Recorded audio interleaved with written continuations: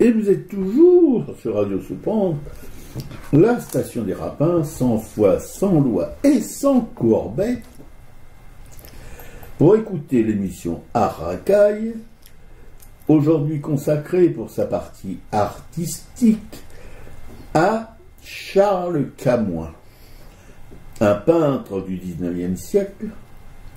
Voilà, un peintre du 19e, c'est un fauve en liberté, donc qui a côtoyé les fauves, qui a vécu à Montmartre, d'où cette exposition au musée de Montmartre, et qui a choisi de vivre à Montmartre toute sa vie, même si après on va voir qu'il avait un deuxième atelier à Saint-Tropez.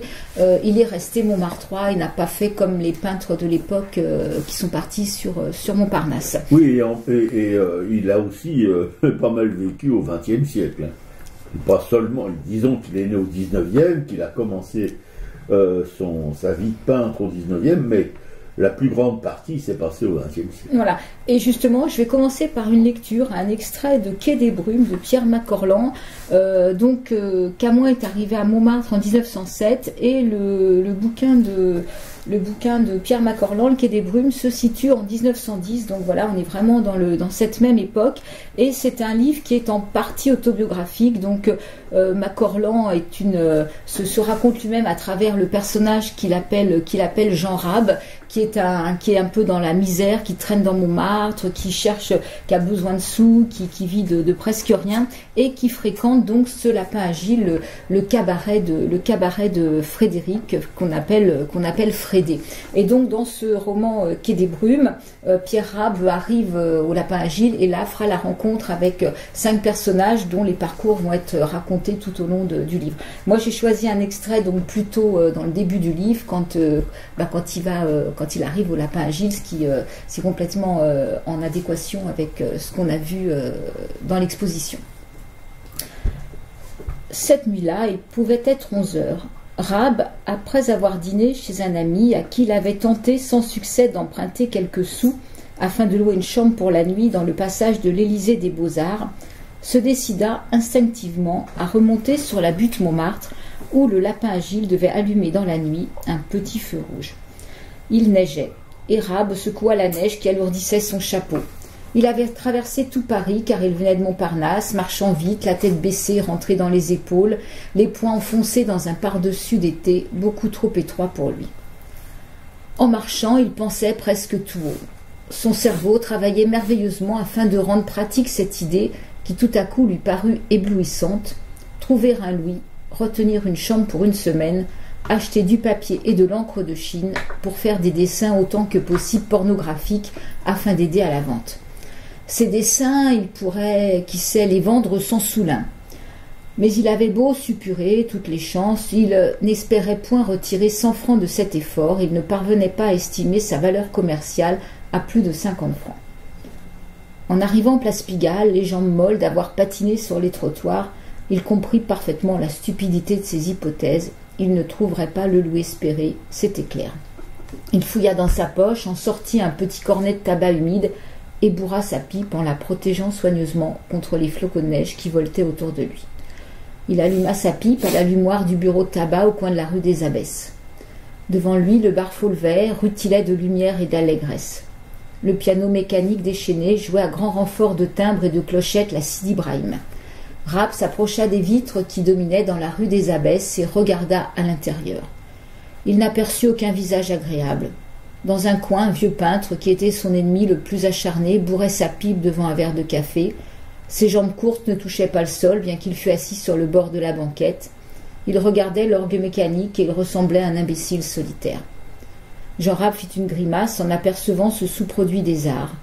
Il se rappelait, et le sang lui monta aux joues, les avanies humiliantes que ce bonhomme lui avait fait subir dans ce quartier.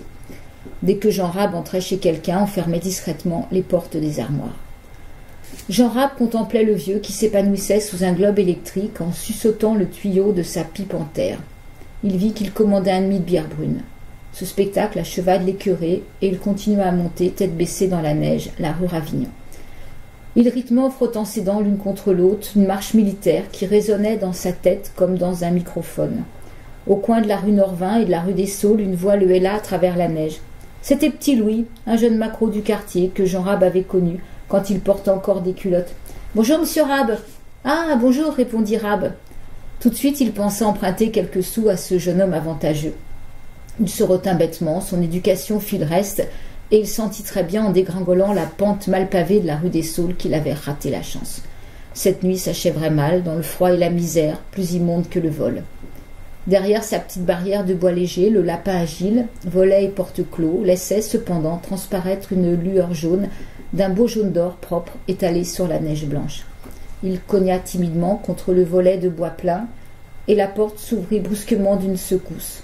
Aussitôt une buée de chaleur, de bien-être et d'optimisme l'enveloppa. Il dit bonjour à tous à Frédéric le patron, coiffé d'un foulard rouge noué derrière la nuque à la manière des pêcheurs du Sud. Cette coiffure ressemblait également un peu à l'ancien bonnet des vieillards de Plougastel. Il était chaussé de bottes et marchait, taciturne, agile, massif et courageux, le dos voûté, la tête basse, prêt à l'attaque ou à la défense. Voilà, on est vraiment dans cette atmosphère montmartroise. Et nous, on vient de voir en plus, on a visionné un petit film là sur le net où on voit justement le Frédé qui chante, qui chante avec une femme et d'autres personnes devant ce lapin agile, et c'est quand même très touchant. Enfin, il a 80 et quelques années là, sur ce petit doc en noir et blanc qui doit dater des débuts du cinéma. Voilà, ce lapin agile qui a été vraiment fréquenté par plein d'artistes, comme Francis Carco, Picasso, Gaston Coutet, Mac Jacob, ce patron Frédéric qui était rassembleur, qui les accueillait. Enfin voilà. Donc.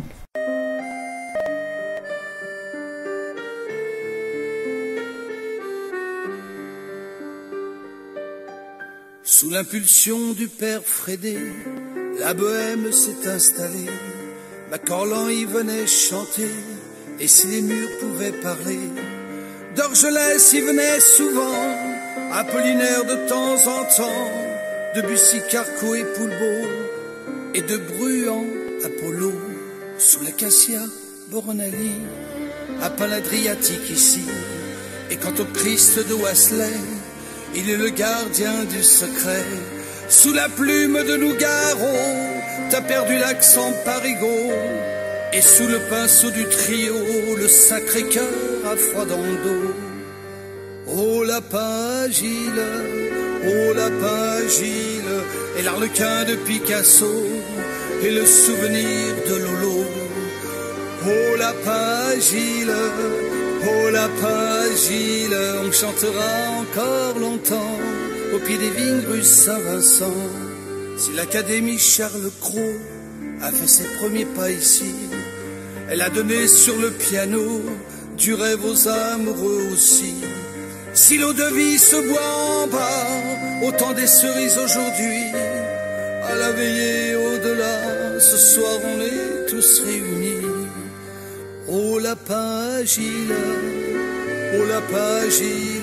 et de Brassens à Cossimon, le poète a toujours raison. Oh lapin agile, et de Frédé au père Mathieu, la vie nous en met plein les yeux. Oh lapin agile, on chantera encore longtemps au pied des vignes rue Saint-Vincent. On chantera encore longtemps au pied des vignes rue Saint-Vincent.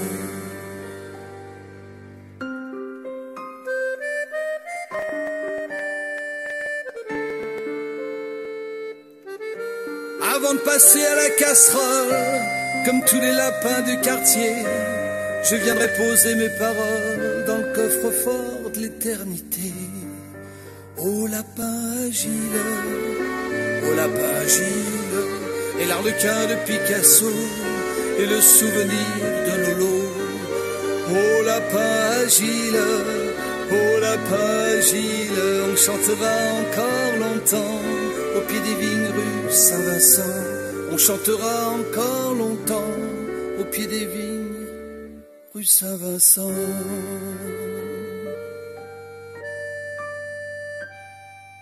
Donc c'était au lapin agile, Alain Turban.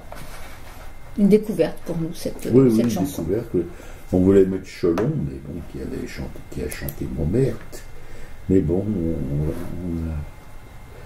on essaie de temps en temps de sortir des lapins de notre chapeau. Voilà. Et donc maintenant, on va attaquer quand même le dur de cette émission, c'est-à-dire un peu qui est Charles Camoin, cette exposition donc à Montmartre. Il faut rappeler que ce studio, ce musée de Montmartre est au 12 rue 14 rue Cortot, et qu'en fait c'est un lieu qui a accueilli de nombreux artistes qui ont des ateliers là, comme Pierre-Auguste Renoir, Émile Othon-Fritz, Dufy, Émile Bernard, Suzanne Valadon, Maurice Utrillo, dont on peut encore visiter l'atelier et la chambre. De Suzanne et de son fils, oui, pour moi c'est le point d'orgue d'une visite au musée. Je suis content de voir le travail des artistes qui est exposé même.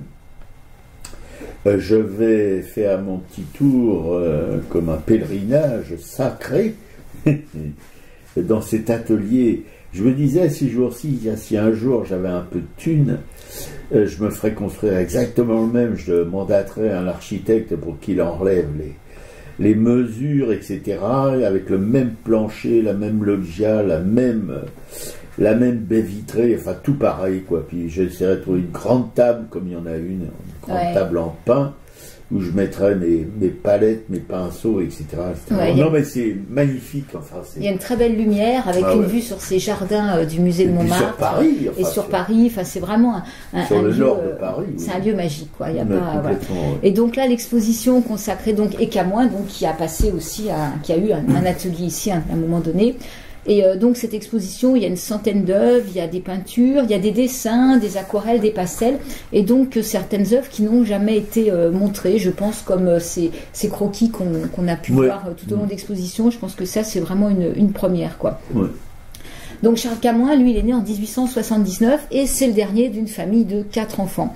Donc son père, qui s'appelle Joseph Camoin, lui dirige une entreprise de peinture et de décoration, et qui s'appelle Camoin Jeune, qui a été fondée à Marseille. Donc Camoin est né à Marseille. Après la mort du père, les enfants, donc assez jeunes, à 1885, donc il a 6 ans, il a 6 ans, les enfants sont mis sous la tutelle de l'oncle, et rapidement il est inscrit à l'école de commerce de Marseille, et il suit le matin des cours de dessin à l'école des beaux-arts de Marseille. Donc il y a quand même cette vocation aussi artistique. Là il va recevoir un premier prix de figure, donc qui va l'inciter à poursuivre dans cette voie artistique plutôt que côté commercial. Donc il est encouragé par sa mère. Sa mère est une fine pastellite, elle est donc peintre. Et elle vit déjà entre Paris et Marseille. Et donc en 1898, Camoin monte à Paris avec sa maman et s'inscrit à l'École nationale des beaux-arts, où il intègre l'atelier de Gustave Moreau, dont on parle régulièrement.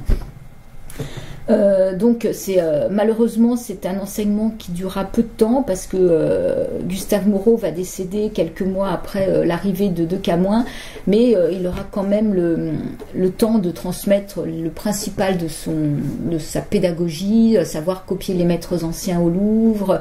Et puis c'est là qu'il va rencontrer aussi Albert Marquet, Henri Matisse, avec qui il va nouer des longues et de solides amitiés, et ce sont ses premières années parisiennes. Donc le trio va souvent travailler ensemble, ils partagent même souvent le même modèle dans leurs ateliers respectifs.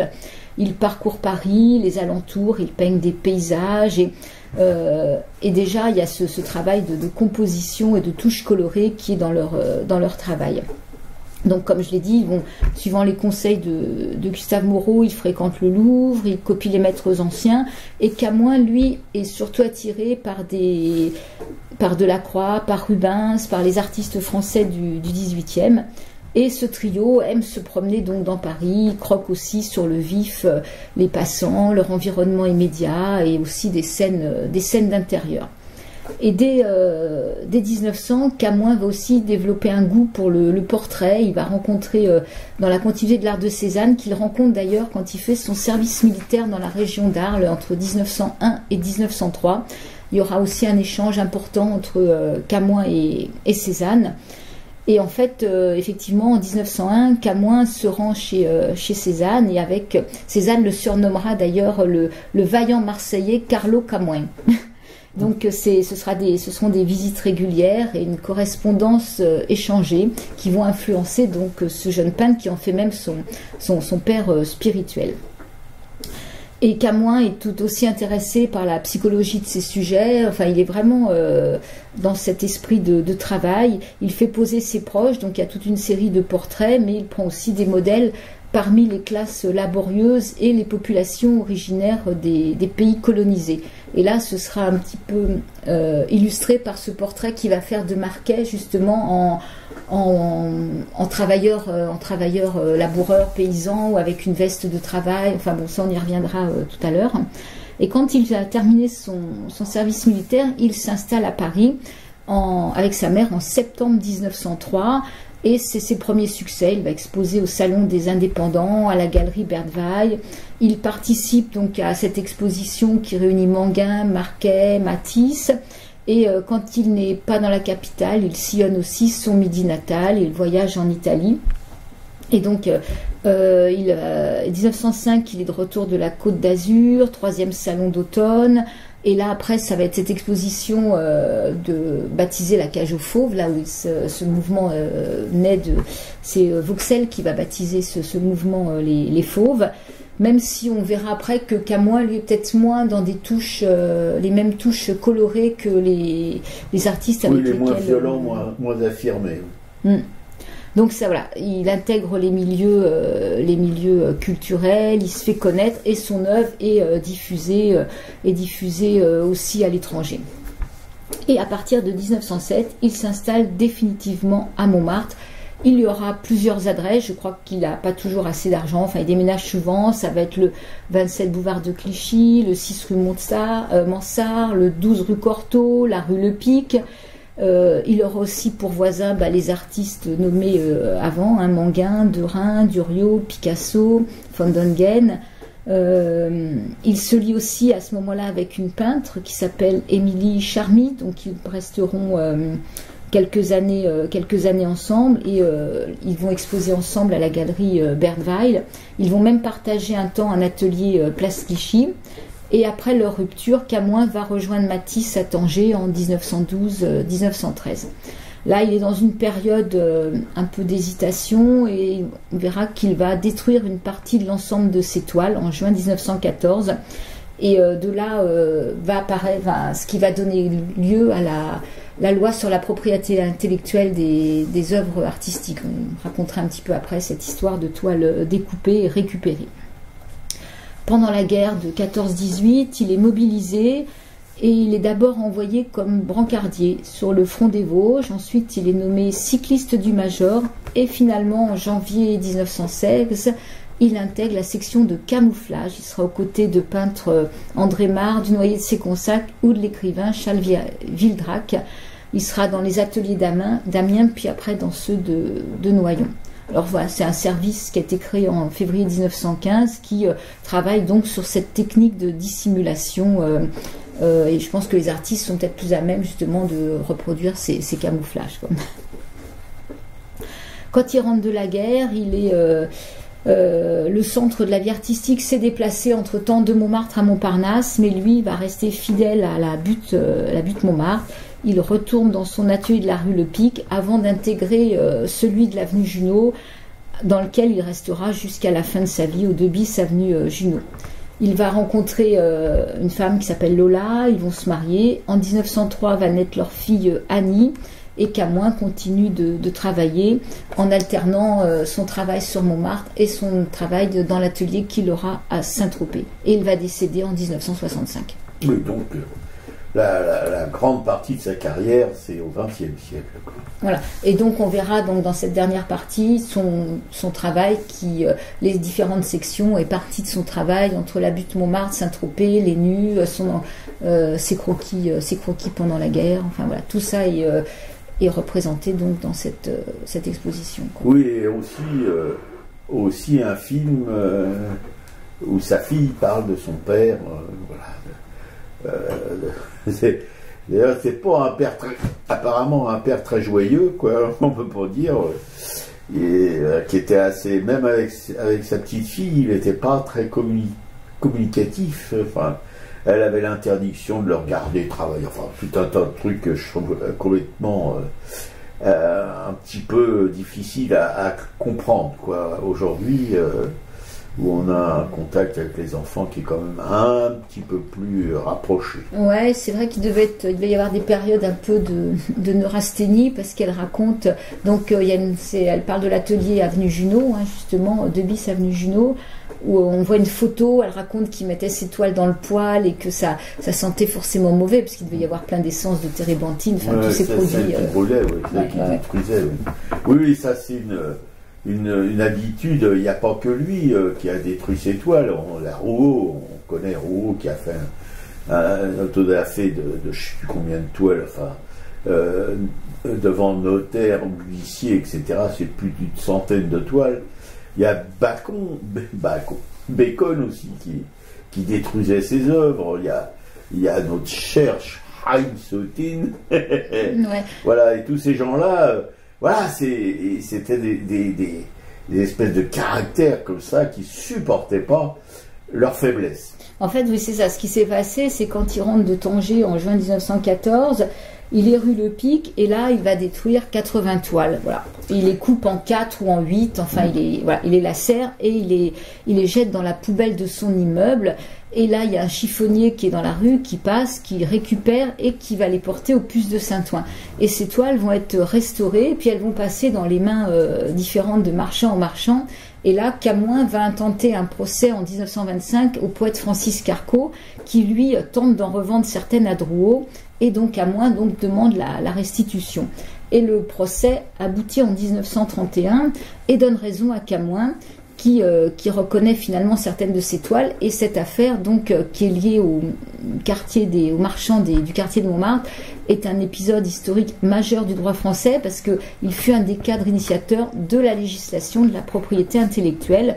Et donc les archives Camoin ont pu identifier jusqu'à présent 15 peintures qui toutes avaient présenté des signes de destruction, mais c'est de là qu'est venu effectivement le fait que le droit moral était pour rester aux artistes, quoi. Oui, mais il est arrivé la même chose à Soutine, malheureusement. À ce moment-là, il n'y avait pas cette loi que Camoin donc Camoin a été à l'initiative, et donc Soutine aussi, il y a des gens qui récupéraient les toiles qui lacéraient régulièrement et qui foutaient en l'air, et qui les faisaient restaurer, etc. C'est la même chose. Bacon aussi, enfin voilà, qui foutait ces trucs à la poubelle. Après, il les foutait plus à la poubelle, parce que bon, voilà, mais il y a une espèce de constante dans ces choses-là qui est assez récurrente. Ouais. Ben là, dans l'exposition, il y a 2 toiles. D'ailleurs, toi, tu t'en étais pas aperçu qu'elles avaient été lacérées. C'est une Indochinoise et un autoportrait. Et effectivement, bon, il les avait coupées en 4, donc on voit bien sur les parties, la perpendiculaire, effectivement, la coupure. Mais tel que c'est restauré, effectivement, il faut vraiment avoir le nez dessus pour le voir. Oui, toi, tu dis tout ça quasiment scientifiquement quand je passe.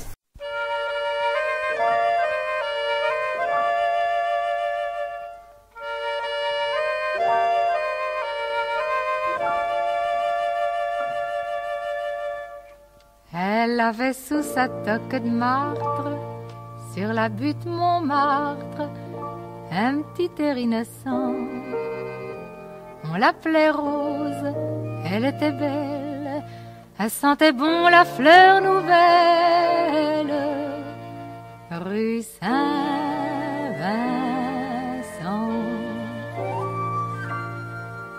On n'avait pas connu son père, on n'avait plus de mère. Et depuis 1900, elle demeurait chez sa vieille aïeule, où qu'elle s'élevait comme ça, toute seule, rue Saint-Vincent. Elle travaillait déjà pour vivre, et les soirs de givre, sous le froid noir et glaçant, son petit fichu sur les épaules, elle remontait par la rue des Saules, rue Saint-Vincent. Elle voyait par les nuits de gelée la voûte étoilée et la lune en croissant qui brillait blanche et fatidique sur la petite croix de la basilique, rue Saint-Vincent.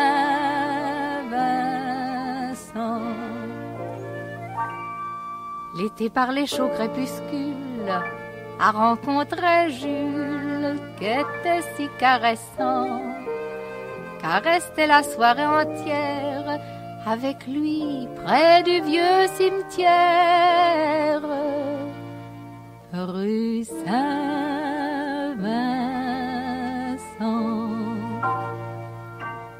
Mais le petit Jules était de la tierce qui soutient la Gerse.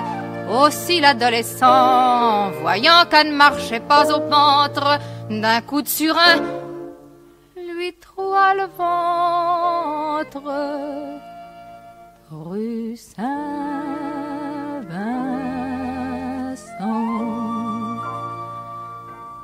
Quand ils l'ont couchée sous la planche, elle était toute blanche, même qu'en l'ensevelissant, les croque-morts disaient que la pauvre gosse était claquée le jour de ses noces rue Saint-Vincent.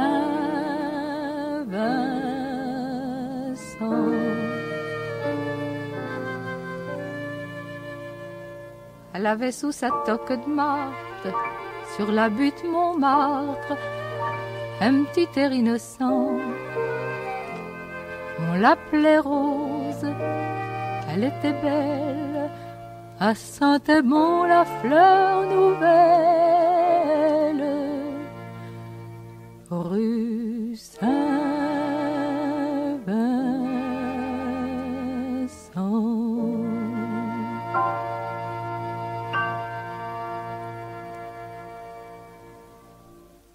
Rue Saint-Vincent, Cora Vauquer. Oui.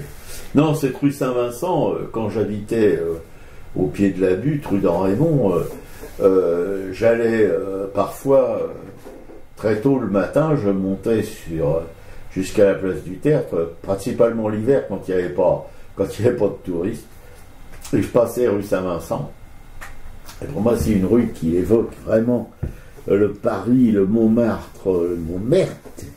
Du 19e, voilà, c'est une rue qui a évidemment pas bougé, où il y a des murs tout gris. C'est une rue grise. Ouais. Et en hiver, c'est particulièrement émouvant. Ouais. Donc là, dans cette exposition, bah oui, il y a quelques vues effectivement de Montmartre. Il y a des vues de Paris aussi sur le pont des Arts, le jardin des Tuileries. Et il y a le portrait de sa mère qui est pastelliste, comme je disais tout à l'heure. Et ce qui est intéressant, c'est que Camoin a peint sa mère avec des tons très chauds. Elle est assise dans le canapé. Et en fait, je crois que le tableau s'appelle Femme à l'éventail. Et ce qui est intéressant de noter, c'est qu'elle n'était pas du tout à l'éventail, elle était avec sa palette de peintre.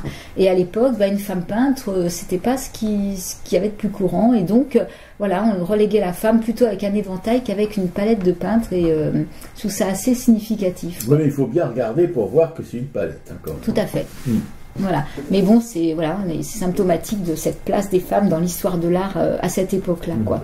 Donc il y a aussi ce portrait de Marquet qu'il a fait un peu à la manière de Cézanne, où il a des habits très à la manière de Cézanne. Voilà, cette pose, la position, les vêtements, la veste, etc.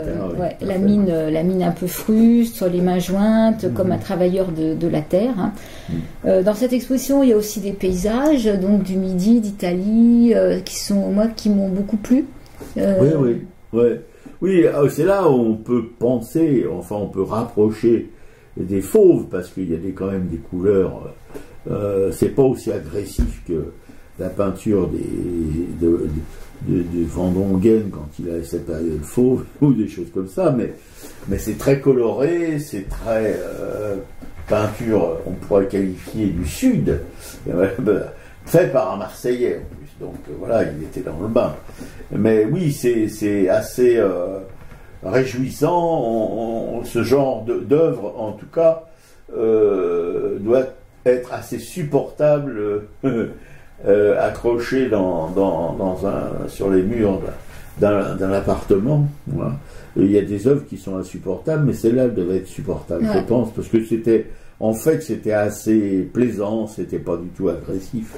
Ouais, complètement. Et moi, j'ai bien aimé, donc, ce dont je parlais tout à l'heure, il y a quatre enfin, un peu plus peut-être, croquis donc de soldats pendant la guerre de 14. Et là, il y a un trait qui est complètement différent, en fait, qui est presque un peu caricatural. Enfin, et c'est ce qu'on retrouve pas du tout quand il peint, quoi. Non, non. Mais il avait, d'après sa fille, en tout cas, il avait toujours un carnet de croquis sur lui et il n'arrêtait pas de dessiner dans la rue, les gens, les maisons, tout ce qui se passait dans la rue. Enfin, tous ces artistes qui ont compté à cette époque-là, c'était des gens qui n'arrêtaient pas de travailler. Voilà, c'est ce qui les fait un lien entre tout ce petit monde de la barbouille, c'est que c'était des grands travailleurs. Ouais, mais c'est pareil, il y a toute une série de croquis justement de gens qu'il a peint, enfin, qu'il a dessiné comme ça rapidement, oui, dans les cafés, dans la rue, et ça, je pense que c'est la première fois que ces dessins sont exposés. Et il y a aussi d'ailleurs des fois des dessins qui vont être de Matisse ou peut-être de Marquet. Enfin, il y avait une grande amitié avec la famille Marquet et Matisse. Et d'ailleurs, je crois que les Marquet étaient, je crois qu'Albert Marquet était le parrain de sa fille. Ouais. Et ce qui est surprenant, c'est que moi, quand j'ai fouillé un peu sur de la documentation, il y a eu je crois qu'il y a un ouvrage sur la correspondance entre Camoin et je crois que c'est Marquet. Et en fait, c'est des ouvrages qu'on trouve pas. On trouve beaucoup de choses sur Matisse, où il y a dans la correspondance de Matisse, on trouve quelques lettres à Camoin, mais c'est Matisse qui lui parle plus de ses problèmes de maladie quand il a mal à la vésicule, quand il se fait opérer. Mais en fait, côté Camoin, on retrouve très peu de choses en fait. Oui, mais je suis étonné aussi parce que tu dis qu'il y avait une grande amitié entre lui et Matisse et Marquet, et pourtant et Rouault. Ouais, Rouault, j'en ai pas entendu parler, voilà. Effectivement. Rouault, c'était aussi un ami intime de Matisse. Ouais. Il devait être dans les cours de il était un élève de Gustave Moreau, probablement quand Camoin l'était aussi. Et c'est un artiste majeur de cette époque.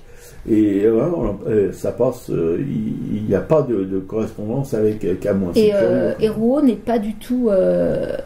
On n'en parle pas. Effectivement, à aucun moment il est cité, c'est vrai. Ouais, c'est assez surprenant, tu as raison. C'est surprenant parce que c'était vraiment un ami intime de Matisse. Et voilà, il était un des élèves préférés de Gustave Moreau, d'ailleurs quand Gustave Moreau est mort, il a laissé un testament où Rouault était celui qui devait s'occuper de ses collections, etc. Ouais, c'est vrai. Ouais. Donc il y a aussi donc une section sur Camoin et le nu féminin. Donc là, il y a plusieurs femmes. Il y a une saltimbanque, il y a une femme qui est endormie aussi sur un lit. Enfin, voilà, il y a tout. Oui, avec les jambes bien écartées, il a vu bien en. Voilà, donc c'est un thème qu'il a quand même exploré toute sa carrière, même si c'est pas la place majeure dans son œuvre. Il a quand même aussi fait poser des prostituées. Voilà, donc il y a plusieurs. Mais moi, j'aime bien ces nus. Oui. Et donc les nus après ont débouché sur la fin de sa vie, quand il a 80 ans, sur un grand thème qui était aussi cher à Cézanne, c'est ce thème des baigneuses. Des baigneuses, oui, voilà, où là il y a des études de baigneuses, donc c'est pareil, des femmes qui sont de dos, nues et qui se baignent. Et donc moi je ne savais pas du tout que ce thème des baigneuses avait été repris par d'autres artistes en fait. Il fait des très belles fesses aux femmes. C'est-à-dire que moi les artistes qui ne sont pas capables de faire des fesses de femmes, je trouve que s'ils ont tout, il aurait mieux fait de faire un autre boulot. Mais lui, vraiment, c'est très très joli. Et je t'avais fait remarquer une ligne dans les baigneuses. Il y a une baigneuse de dos, on voit ses fesses, et il y a une très belle ligne qui est dessinée là. C'est vraiment. Je trouve que là, il a fait quelque chose d'intéressant, quoi. Presque innovant. Non, ces baigneuses, en fait, il a commencé à y travailler assez jeune, dès 1912, mais finalement, les versions qui vont être définitives sont plutôt exécutées entre 62 et 64, donc à la fin de sa vie, quoi. Oui. Et elles sont plus.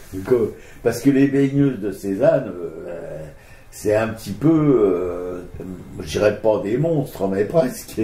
Elles sont pas jojo du point de vue comment dirais-je, de la représentation. Même si la peinture c'est Cézanne, on ne peut pas cracher dessus du tout. Mais je trouve que celles de Camoin, elles sont plus, comment dirais-je, on sent qu'il y a une plus grande tendresse pour la féminité, etc. Enfin, c'est bien traduit, en tout cas. Ouais. Non, mais moi, je trouve que c'est une chouette exposition, effectivement. Et la dernière section de l'exposition, c'est plutôt des peintures du Sud, de Saint-Tropez et de Ramatuelle. Enfin, voilà, c'est plus des expositions du Sud. Mais rien que déjà aussi pour découvrir ces croquis, je trouve que c'est intéressant. Et puis, il y a ces immeubles de Montmartre. Enfin, voilà. Mais la peinture de l'affiche, avec ces deux pins en V, encore une fois, on pourrait dire deux cuisses de femme ouvertes, et je la trouve je trouve la peinture très très belle. Oui. Mais d'ailleurs, je pense que c'est en Corse, c'est des pins de Corse, je pense. Voilà. Oui, c'est des pins Larry. Et donc, il y a aussi deux toiles de sa compagne, sa première compagne, Émilie Charmy. Alors elle est beaucoup plus... Elle est plus violente, je trouve, dans sa peinture. C'est moins dessiné. Il y a des cernes noires. Enfin, elle y va, quoi. C'est un peu comme la mère du Trillo, un peu comme Suzanne Jalabert, qui cernait ses personnages et qui avait donné une force à ces personnages assez intéressante. Et dans l'esprit de Montmartre, là, il y a aussi un tableau, c'est la maison de Paco Durio, qui était un artiste espagnol de la bande de Picasso. Il avait, je crois, laissé son atelier à Picasso au bateau Lavoir. Et là, on voit sa maison avec la cour, avec ses chiens. Et c'est vraiment typiquement la maison rose de Montmartre, de Lapin Agile. Donc, on est vraiment toujours dans cet esprit-là de ce Montmartre encore très sauvage, avec ses maisons, avec ses campagnes, ses vignes. Enfin, sa campagne, c'est... Le maquis, enfin... Bah oui, tout le maquis. Le maquis, oui, voilà, c'est ça. Oui, il n'y avait pas encore eu l'éventration du maquis pour créer l'avenue Junot et compagnie. Ouais. Donc voilà, est-ce qu'on a fait un peu le tour? Je pense que oui. Après, donc il y a effectivement ces ateliers, ce petit film avec sa fille qui parle de l'atelier de l'avenue Junot. Oui, tout à fait. Non, mais si vous voulez, allez visiter ce musée de Montmartre, hors ces expositions temporaires ou pas, et parce qu'il y a aussi une exposition permanente, mais c'est quand même un lieu, pour moi en tout cas, qui a une importance exceptionnelle.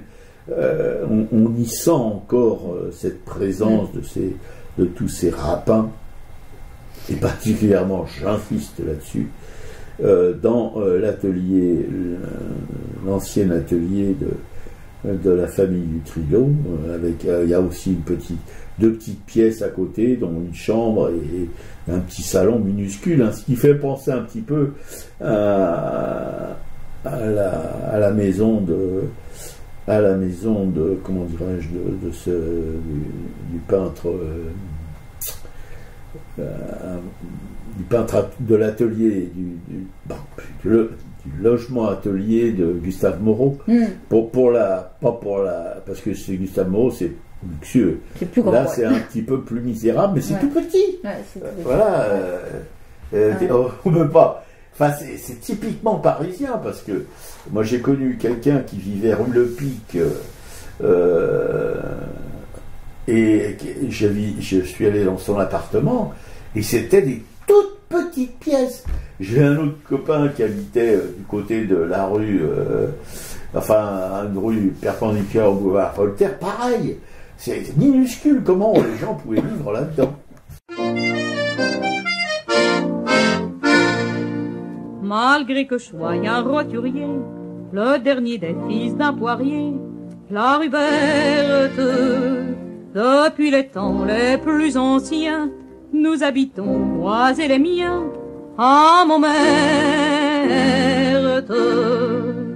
L'an 1870, mon papa qu'adorait le 3-6, et la verte est mort à 47 ans, ce qui fait qu'il repose depuis longtemps à Montmartre. 2 ou 3 ans après, je fis ce qui peut s'appeler pour un bon fils une rue de perte.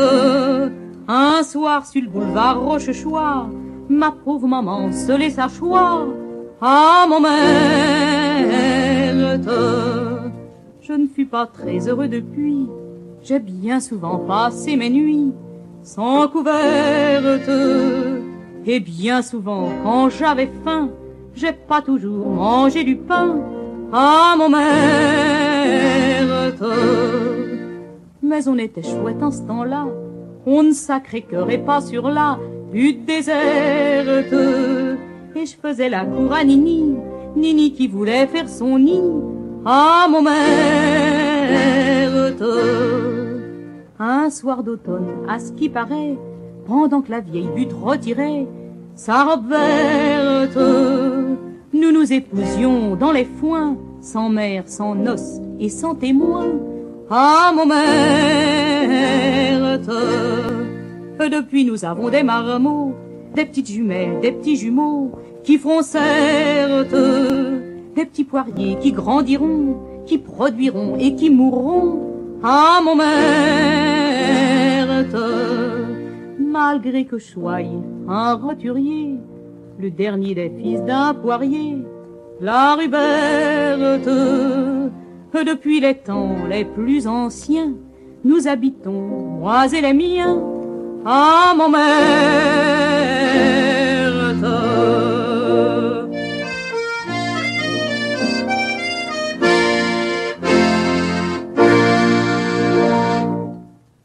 Donc à Montmartre, Suzanne Robert. Et vous êtes toujours sur Radio Soupente, la station de Rapin 100 fois sans le boisson courbette, l'émission à racaille, qui se finit tout doucement avec les expositions. Voilà, donc Charles Camoin, un fauve en liberté au musée de Montmartre. L'exposition vient de commencer, donc on a le temps, vous avez le temps d'y aller tranquillement. Alice Amoroso, Agnès Dubart et d'autres pour une exposition à Moret-sur-Loing au Studio Lot. C'est un hommage à Harold Giroux. C'était le galeriste qui est décédé il y a quelques mois.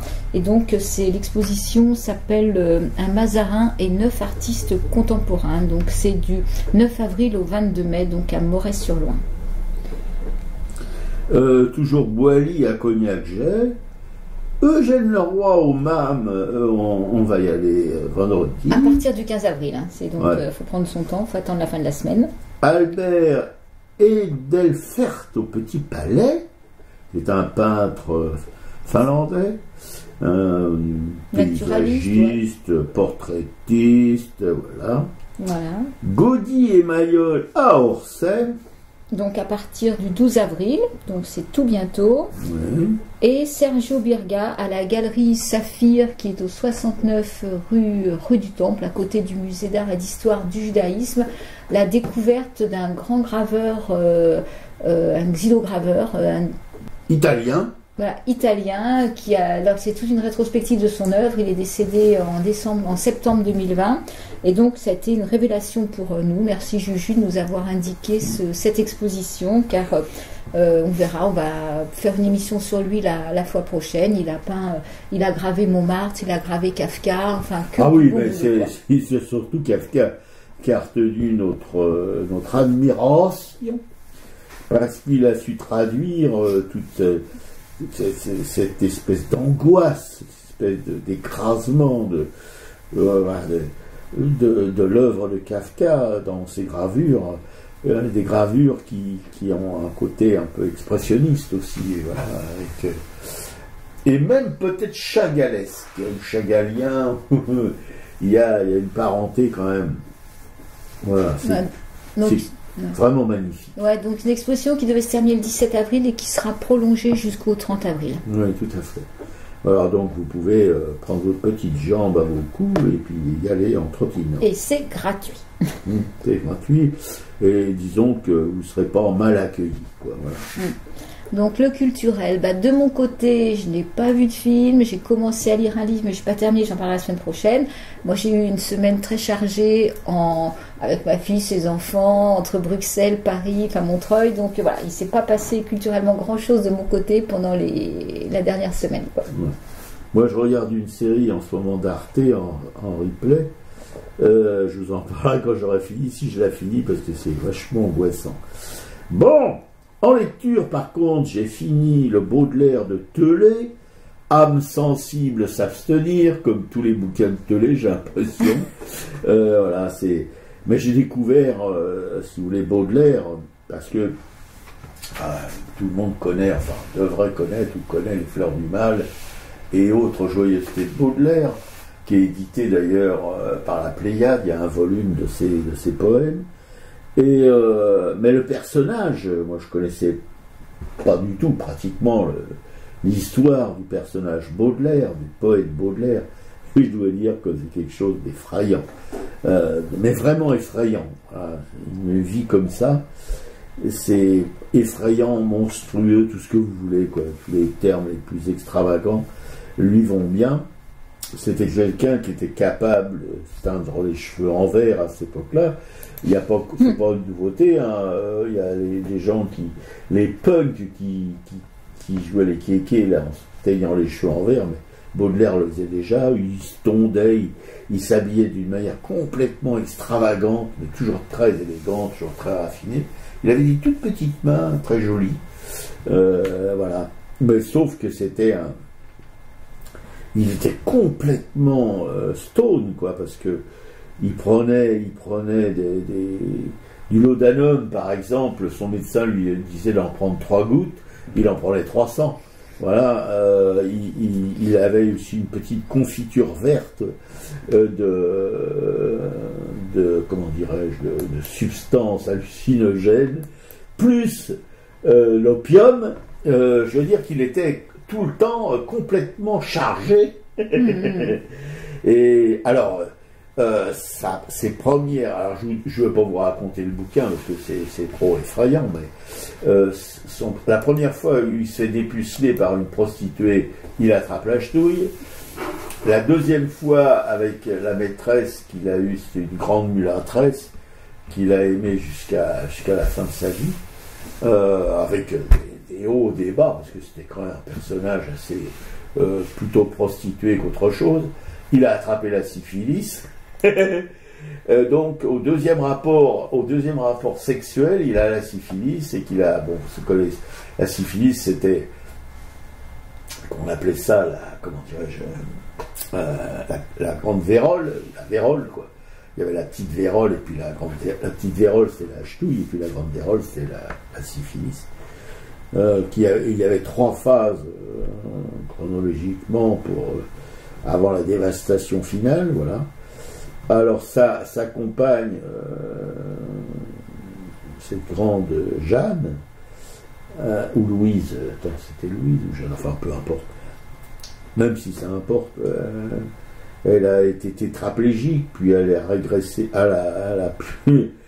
après elle n'était plus qu'hémiplégique, si on peut dire ça, à la fin de sa vie, enfin la 3e phase de la syphilis. Et Baudelaire, en sortant d'une église à Bruxelles, il s'est maravé sur les marches de l'église en disant Crénon, et lui aussi était touché par la 3e phase, la phase finale de la syphilis, et il n'a plus jamais pu articuler que Crénon jusqu'à la fin de sa vie. Voilà.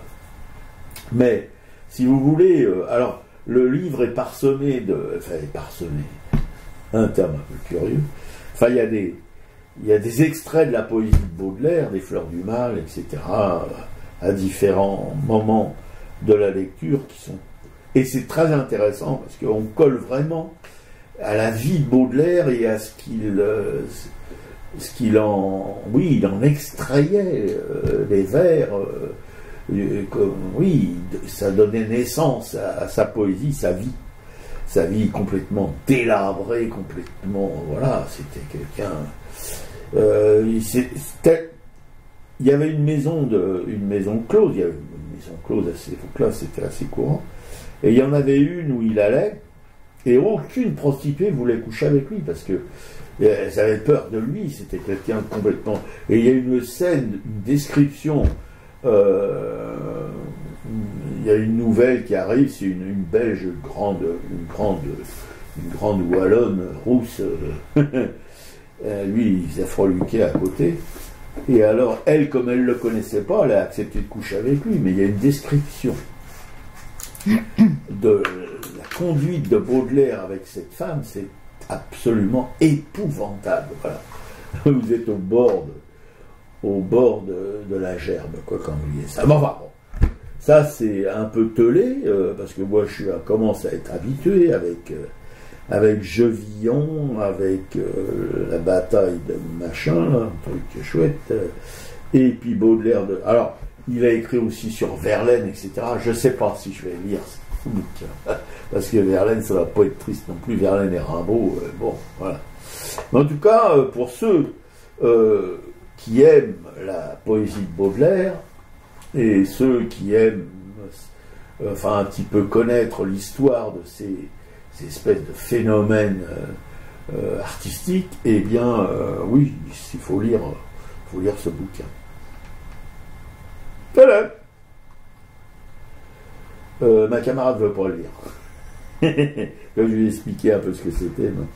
Vous êtes toujours sur Radio Suppan, la station des Rapins sans foi, sans loi et sans courbette, émettant depuis un Garni et diffusant sur internet à racaille.fr. Et salut à nos aminches, attention à ne pas sauter de ligne, Claude et André de la Nation, Karine de Montigny. Montigny, c'est un bled paumé à l'extérieur de Paris. Claude et William, nos potes de Brest. Salut Claude et salut William. Salut. Jean-Paul Souraz, un peintre de Coudekerque-Branche dans la banlieue de Dunkerque, un grand. Hein? Jean-Paul Souraz, grand peintre. Claudine, une copine à ma camarade Piquet-Cou. Corinne, Joël, Anne-Emmanuel et Frédéric, une petite bande de rapins, et aussi d'un Joël, l'Arlésienne du Caire, d'un espèce de fugueur permanent.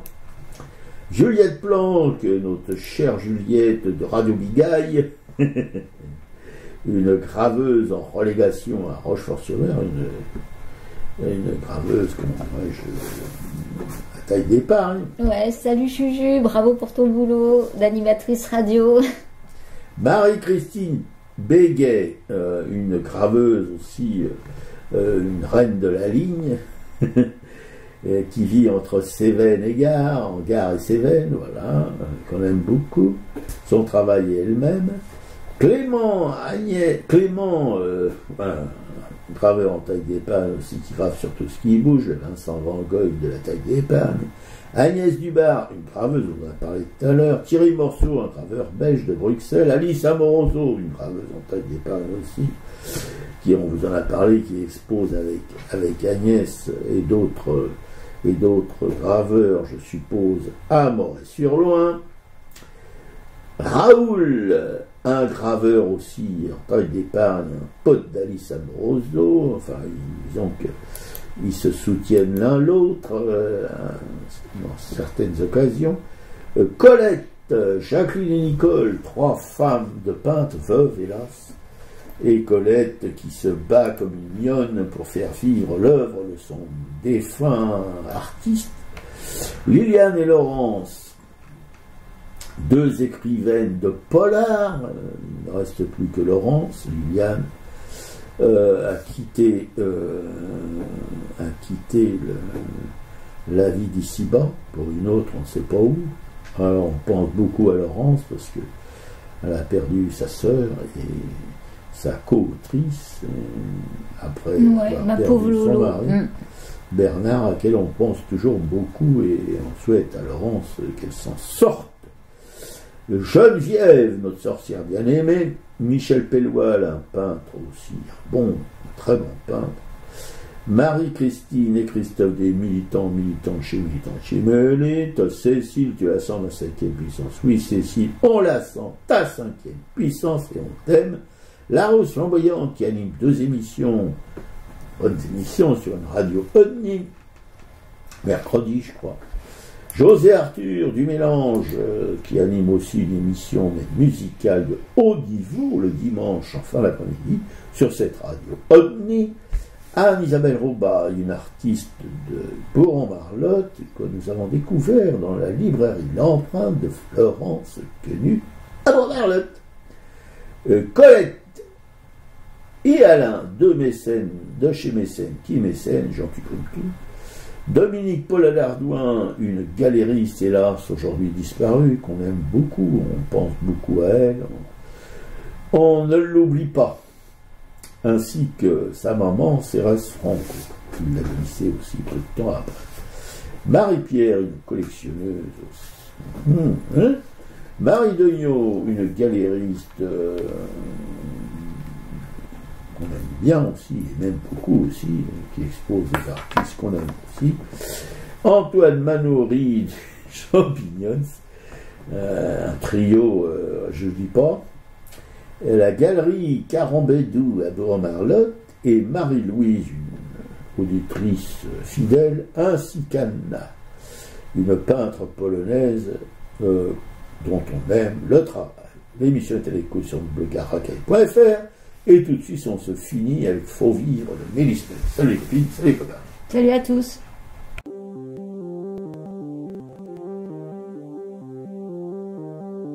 Malgré l'écran cieux du néant, c'est pour mieux nous manger enfants et les silences et les boucans.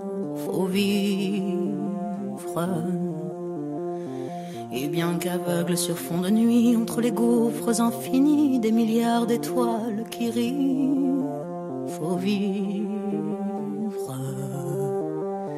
Malgré qu'on soit pas toujours beau et que l'on ait plus ses 16 ans et sur l'espoir, un chèque en blanc, faut vivre. Malgré le cœur qui perd le nord, au vent d'amour qui souffle encore et qui parfois encore nous grise, faut vivre. Malgré qu'on n'ait pas de génie, n'est pas Rimbaud qui veut pardir et qu'on se cherche un alibi. Malgré tous nos morts sans coquette qui errent dans les rues de nos têtes, faut vivre. Malgré qu'on soit brave et salaud, qu'on ait des complexes à gogo et qu'on les aime, c'est ça le pire, faut vivre. Malgré l'idéal du jeune temps qui s'est usé au nerf du temps et par d'autres pris en chantant, faut vivre.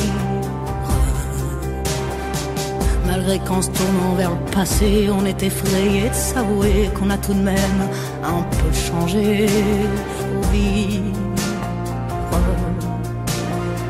Malgré que l'on soit de passage, qu'on vive en fou, qu'on vive en sage, tout finira dans un naufrage, faut vivre. Malgré qu'au ciel de nos poitrines, on nous sentinelles endormies, dans un bruit d'usine gémit, le cœur aveugle qui funambule sur le fil du présent qui fuit, faut vivre. Malgré qu'on noue l'enfant mort, s'il peut parfois remuer encore comme un vieux rêve qui agonise, faut vivre. Malgré qu'on soit dans l'engrenage des notaires et des héritages, où le cœur s'écœure et s'enlise, faut vivre. Malgré qu'on fasse de l'humour noir sur l'amour qui nous en fera boire, jusqu'à ce qu'ils nous disent au revoir, faut vivre. Malgré qu'à tous les horizons, comme un point d'interrogation, la mort nous regarde d'un œil ivre, faut vivre.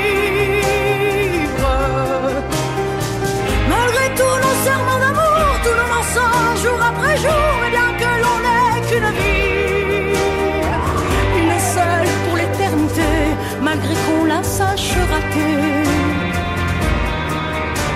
faut vivre.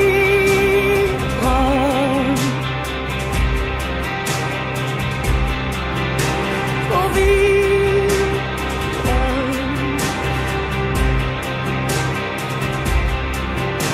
Faut vivre. Faut vivre.